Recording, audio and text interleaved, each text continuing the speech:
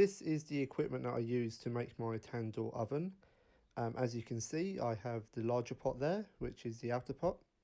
The two inner pots, which actually make the oven, they sit on top of each other, one upside down, to give you the overall shape.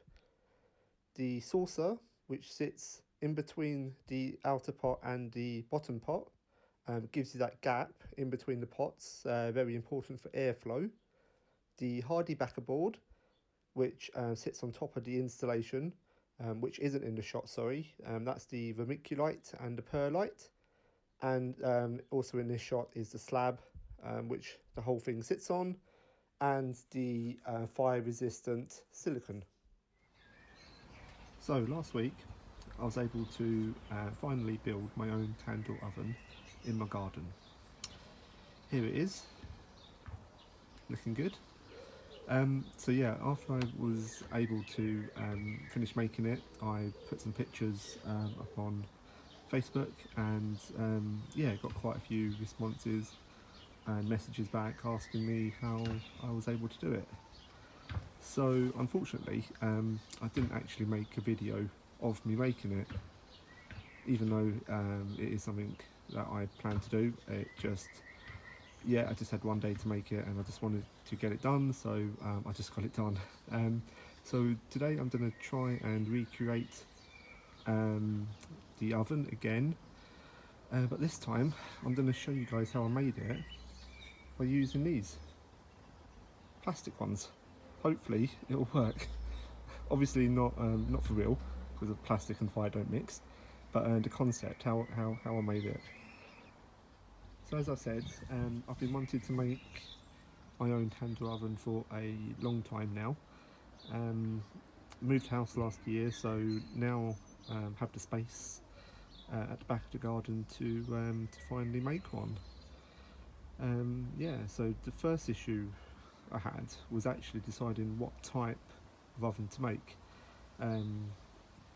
Plant pot one, as that is there, or galvanised steel bin one, which is there. So I decided for the plant pot one, purely down to it's just prettier. So it just looks nicer in the garden, so you know, it's standing there nice and proud. I'd rather be looking at that than that. Downside to that, it's huge. It's really heavy. Took absolute ages to get it all the way from down there all the way up here by myself. Obviously we're still in lockdown, so couldn't have any help from anyone to help me carry it down here. Managed it just. It's definitely more expensive than the steel bin, but in the end I think it's worth it. Had to source this online, but it only gave the diameter on the top and the height. Had to kind of guesstimate the bottom diameter using my scale ruler, and actually spot on. Took a picture, made a top, the diameter it was, and then just measured the bottom, and it was around 45, and it was spot on. So once I had an idea of what big pot I wanted, when the garden centres reopened last week, I was able to go along and pick up two smaller pots. Just walked around, made sure they were compatible with each other, and just made sure the minimum heights when they were on top of each other was at least 68 to 70 centimeters, because then I knew I'd have around 3 to 4 centimeters where the saucer would sit. So the top pot would stick out a little bit, and then that would give me enough room to cut the top off or the bottom off, to use as a lid, and then that would be the same height as my big pot. So essentially that's why it's so big.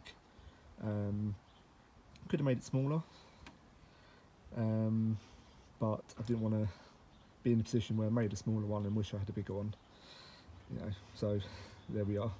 So let's have a closer look at the oven.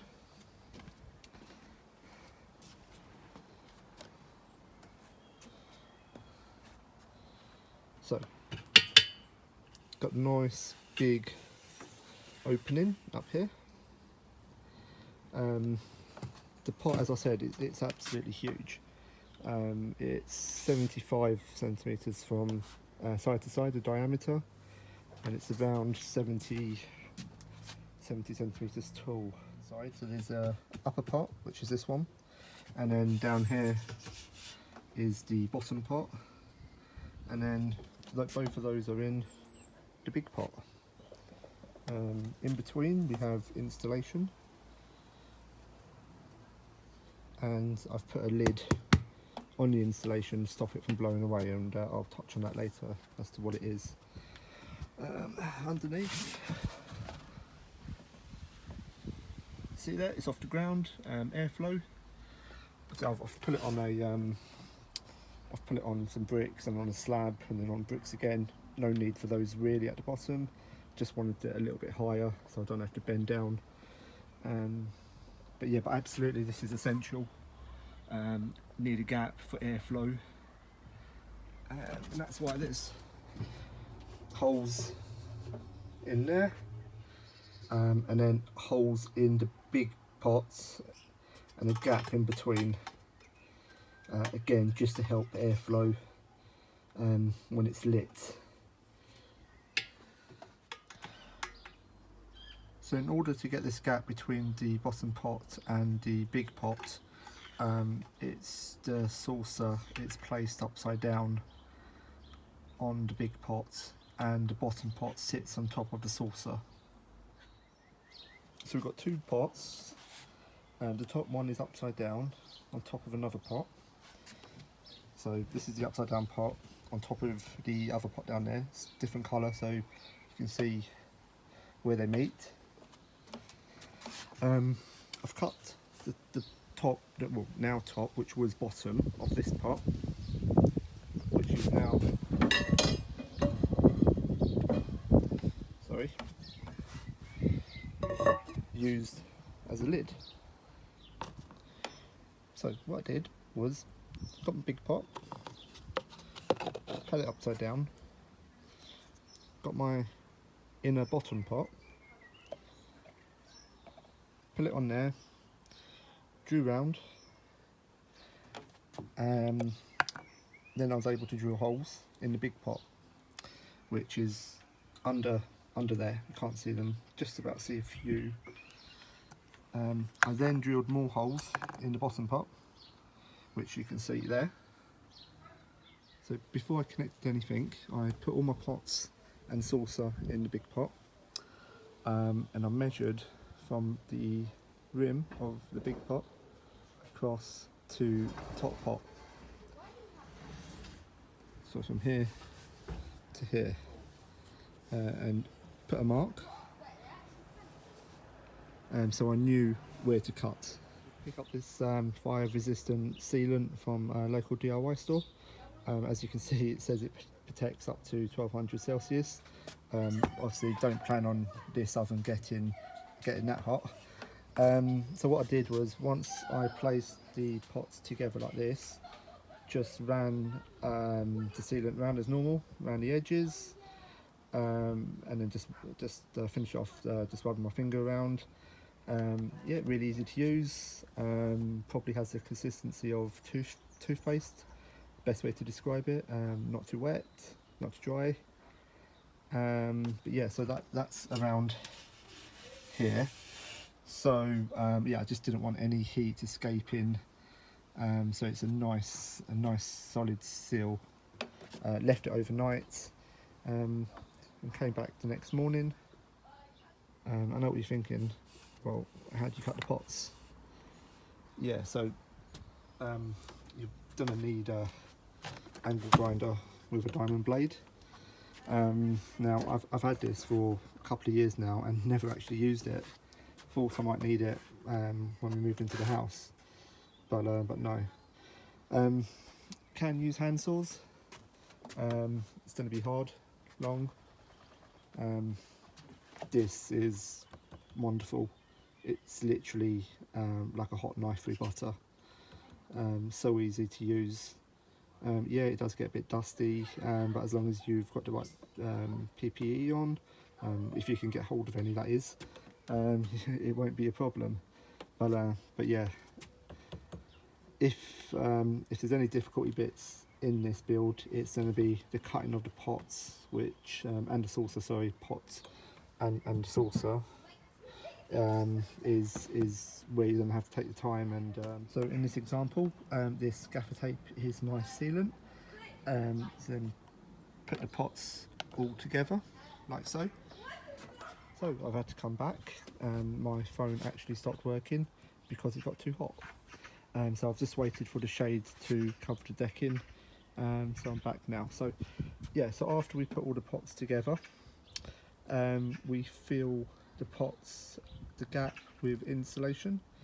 So I've taken the cover off of my Tandoor, and as you can see here, we've got a mixture of vermiculite and perlite. So the white stuff is the perlite, and the darker grain is the vermiculite. Now it's extremely dense. It's amazing insulator. You can pick this up from any builder's merchant, DIY store. Online you can get massive 100-litre bags, which I wish I knew before I did this. I completely underestimated how much I would need, and spent far too much money on 10-litre bags, where I should have really got a 100-litre bag, because there is more than 100 litres in here. So once the pot was filled with the insulation, I didn't want to leave it like this, because this stuff is so light. I didn't want it to get blown away, and plus if this gets wet, it takes ages to dry out as well. So yeah, so I wanted to find a cover. So my original plan was to use another slab and just cut it in order to fit in here. Two problems I had with that. First one, I couldn't actually find a slab wide enough. So these slabs are 600 by 600. It's, like I said, it's 75 75. So I would have needed four 450 slabs cut into quarters. I just thought that was too much hard work. So I came up with another idea of using this stuff. So this is hardy backboard. So when we moved in, we redone our bathroom, and I remember the builder using this concrete board. So as you can see, it's quite thin. I had a look online. It does say it's fire resistant, so we will see. So what I did was, I got a big bit of cardboard, pull it over the top. It was a big square originally. Went underneath,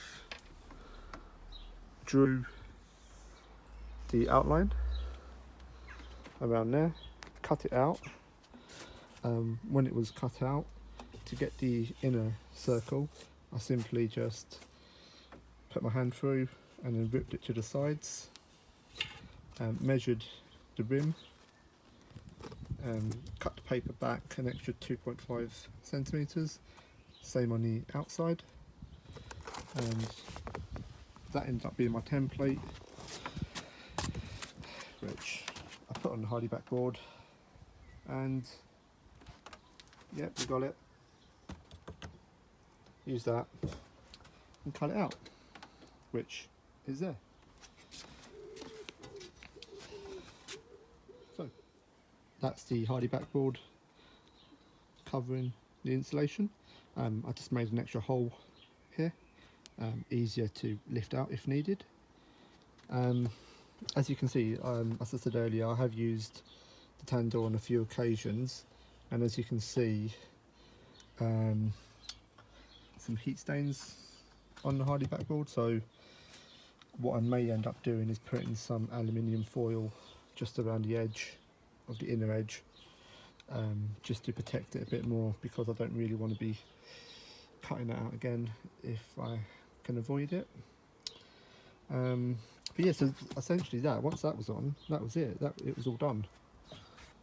What I did do is, because now let's go back to this crack down here. So let's just focus again. There we go. So when I was drilling the holes in the bottom, in the bottom pot, one of the holes, as you can see, that one there, it went through far too easily and cracked. So I was a bit worried about putting the coals directly onto this pot. So what I ended up doing was getting a simple cooling tray and covering the cooling tray with this gold metal mesh, which I picked up at B&Q, and that now sits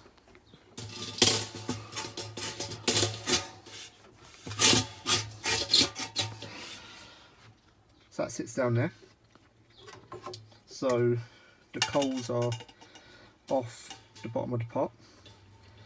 Now, just to protect the bottom pot slightly more, what I ended up doing was cutting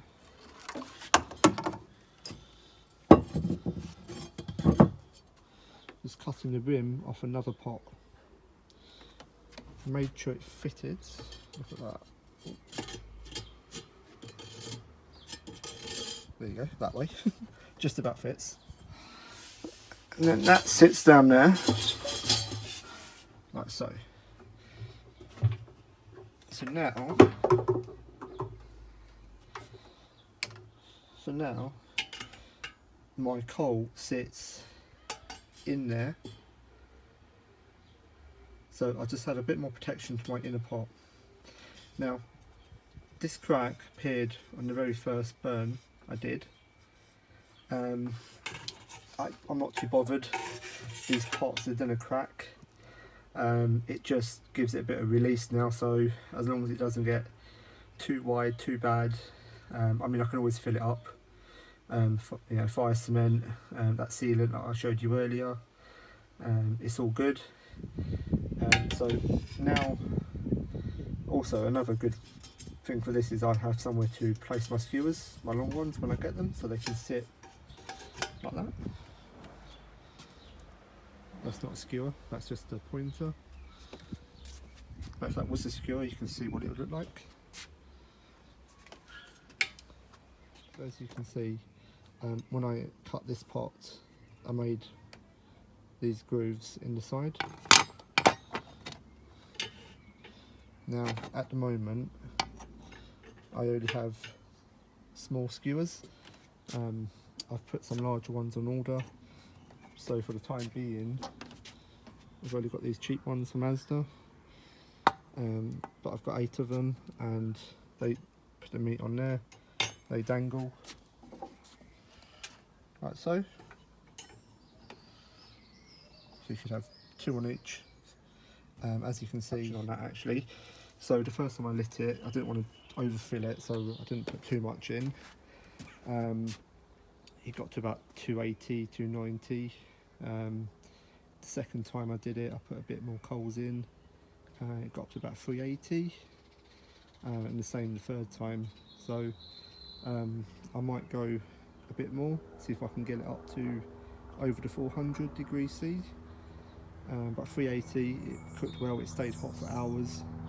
I think I lit it at 3:30, it was ready by 4:30, and at 8:30 it was still over 200 degrees at the top and bottom. So yeah, it was absolutely hot for ages. I hope you enjoyed my video on how I built my Tandoor oven. I will be, over the next couple of weeks, uploading some more videos on how to light the Tandoor, and definitely be showing some videos on cooking, so tandoori chicken, chicken tikkas, and hopefully some unburnt naan breads. So stay tuned.